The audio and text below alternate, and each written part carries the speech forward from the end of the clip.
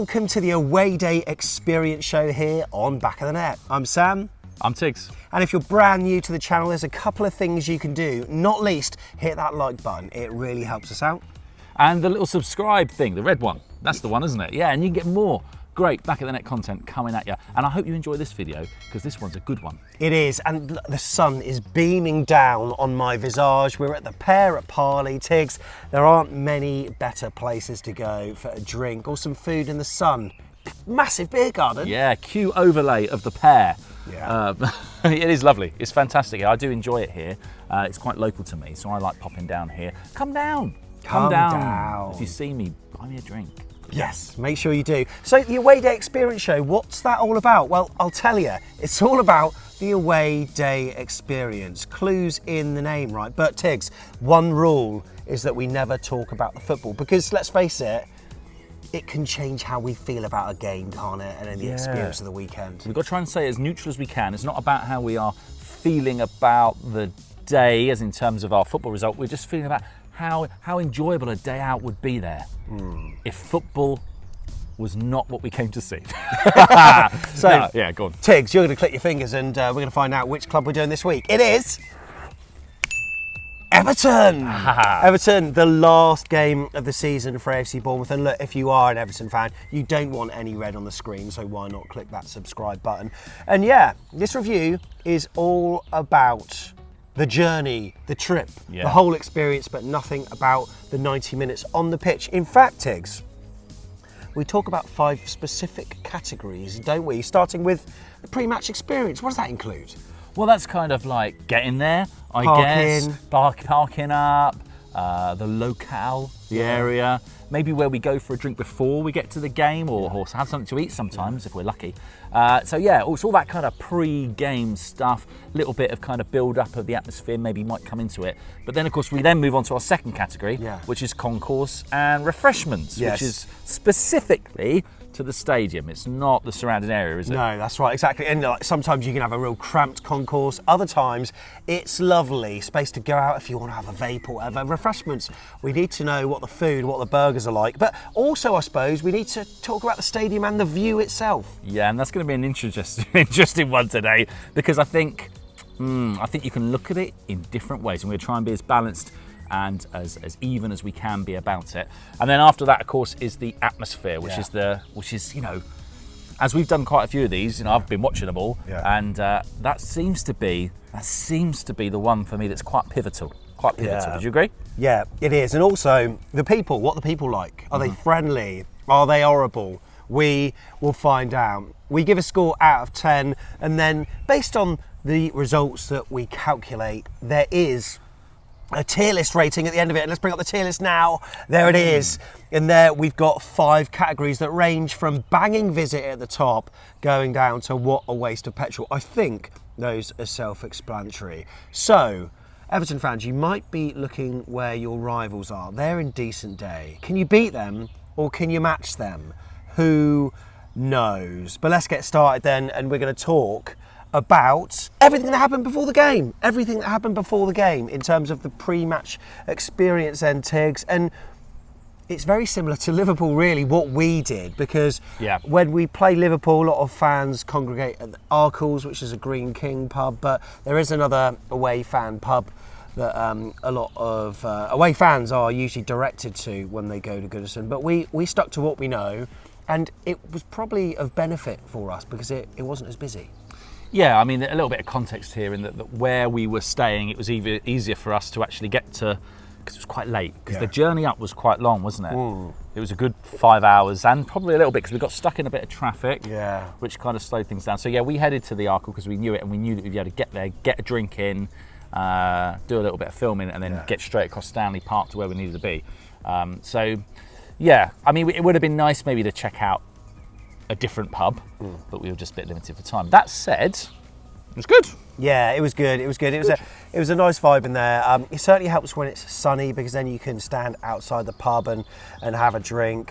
But yeah, parking in Liverpool's usually okay. You can do like your parking space or just park find a driveway. It is quite pricey to park in, but that's the same as any city centre, isn't it? And we were staying in like central Liverpool, so that's probably why you're paying a bit more. But yeah, and then we got an Uber to the pub. But from there, lovely walk across Stanley Park. Nice to see the construction of the Anfield Road end compared to when we played them in August or whatever it is. That I think it might be ready for next season, but that's going to be some end for Liverpool, because it was always one of their smaller ends. But we're not going to talk about them. No, and you know, we're going to talk a little bit later about the stadium. Actually, a lot of construction going on across the city. Yeah. Everton, obviously, building their own new stadium for next season. So it'd be interesting next season after next, it'd be interesting to see if we can get to go there at some point. But no, I thought it was generally quite good. It was easy, it was simple, the people were nice. Yeah, I liked it. Pre-match experience then, score out of 10, Tigz? I'm going to give it a 7, do you think? 7, yeah. You like that? I think 7, yeah. Pre-match experience will go for a 7. Tigz says 7. Right, on to Concourse and Refreshments then. And Goodison Park, it's your old school stadium, and it's an old school concourse, I've got to say. I even did a video. I made sure there wasn't anyone in the toilets at this point in time, but of the toilets. And it's just having a piss against a wall, not your separate urinals. It reminded me of the old South End when you'd go there. It would be freezing, and then you'd have the vapour of 20 men's urinals, almost like a face pack. It was lovely. We're not connoisseurs, by the way, of toilets by any means. It was just a talking point. I think it was all right, wasn't it? There was a lot of men's toilets, not as many ladies' toilets. I think there was only one. But there were like 3 for the men, weren't there, that you could go to? And there was a fair bit of space, but that's probably because, and a few people said this in the comments, that we didn't actually take that many fans. I think there were a number of factors combined, right, Everton fans, just to give it a bit of context. If you've seen the vlog, you'll understand this, but a lot of Bournemouth fans the night before attended Crispin Smith against Lawrence Okoli, which is the first stadium boxing fight that Dean Court, All Vitality Stadium, as you know, has ever had. 15,000 people there. Chris Smith, our local fighter, and he won the WBO cruiserweight belt, and what a night that was. And not many people could financially justify. I was thinking, okay, do I do the boxing or not? But I did it in the end. But also, we're on the beach. We're on the beach. Our season ended 5 games ago, and it's a 5-hour drive. On a bank holiday. Yeah, and I know we said we wouldn't talk about the football, but you know, Gary O'Neill's not been putting out. I don't know. It feels a little bit experimental, a little bit kind of let's just see what's going on with different players. We knew that we'd be missing some key people potentially. So we had a bit of space on the concourse. It's understandable. Oh, by the way, I had a sausage roll, and I really liked it. Sometimes you have a sausage roll, it's really dry and horrible, but this sausage had a bit of moisture to it, and I like that. See, now you had your sausage roll around about just before half time. Yes. And I went about 20 minutes after you, and I got a sausage roll as well. When I got down there and I spoke to them, they said that they've only got sausage rolls and pies left. Oh, really? So everything else had sold out quite quick. Everton. Which I guess, you know, that's end of the season. They're just going to run their stock down, aren't they? They're not going to go out and get an order of hot dogs or burgers in for Bournemouth. No. So I can understand why that's happened.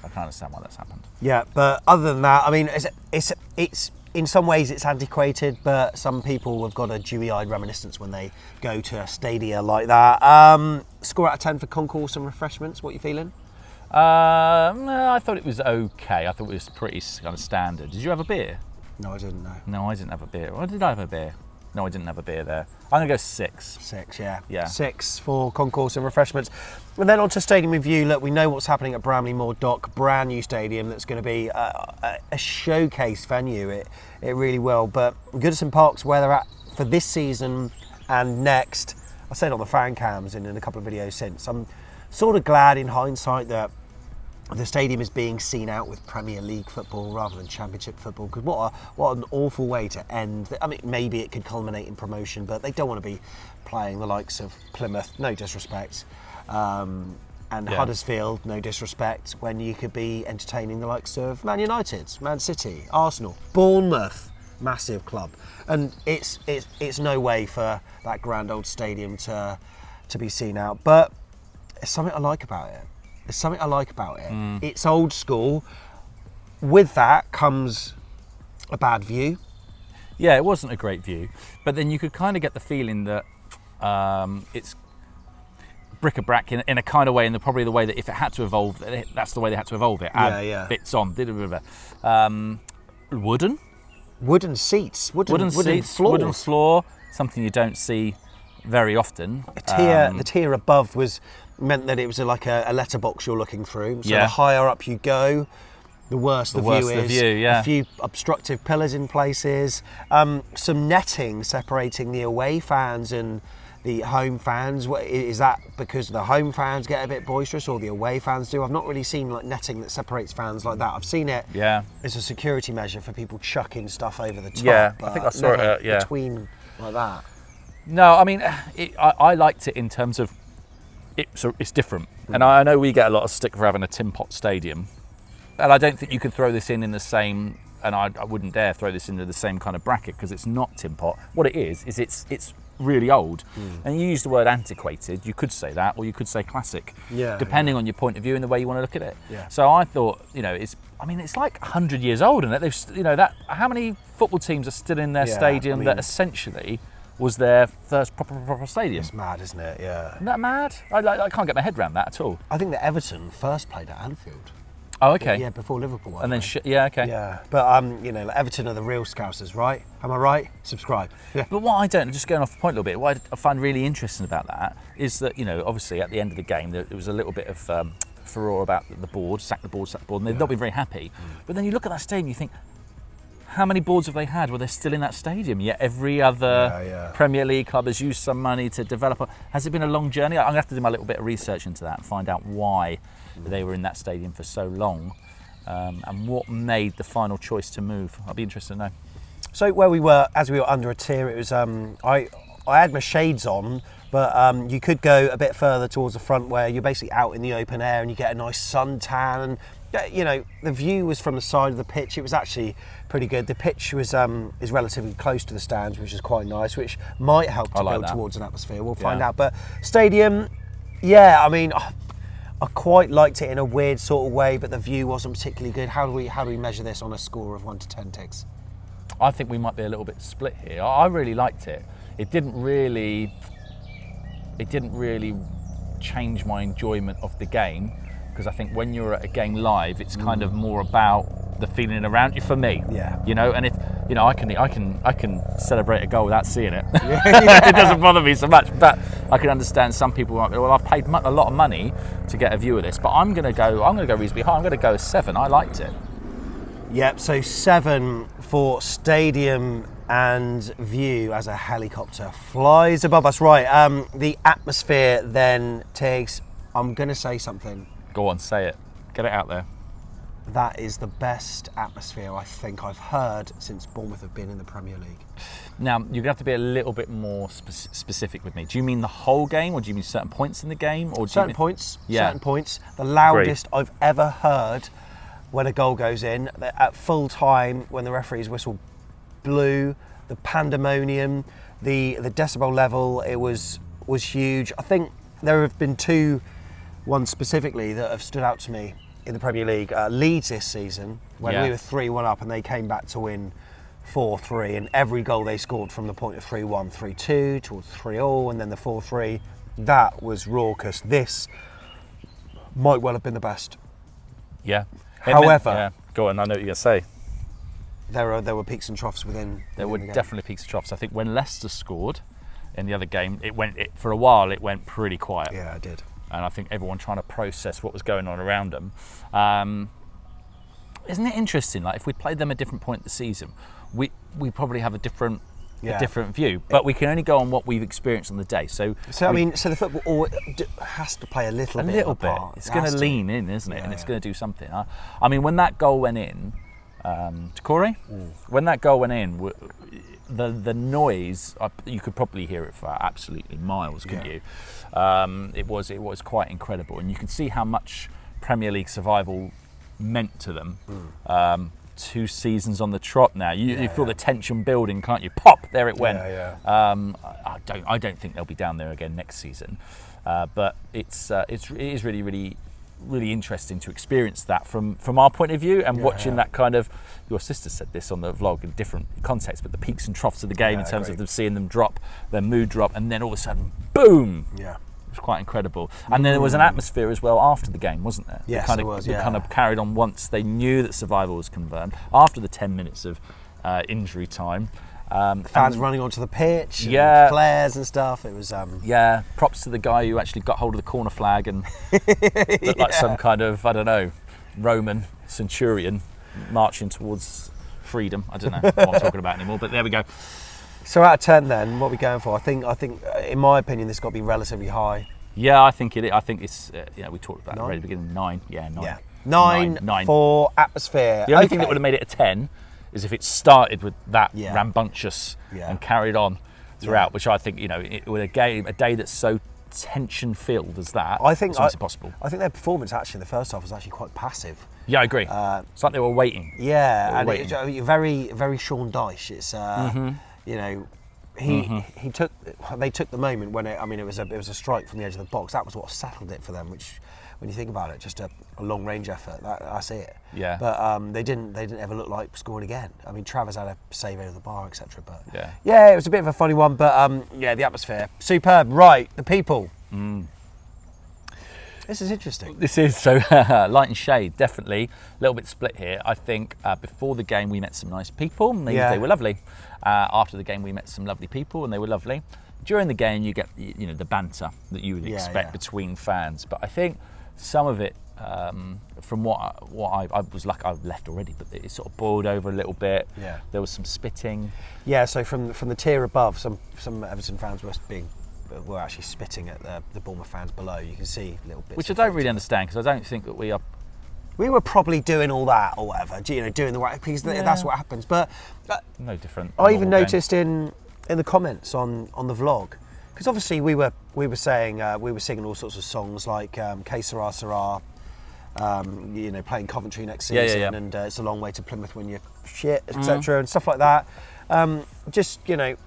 Which I think is just football banter. Yeah. But then there are a few people in the comments saying it's a good job for you that we won, because those kind of chants wouldn't have gone down well and there would have been all sorts of stuff kicking off between the FC.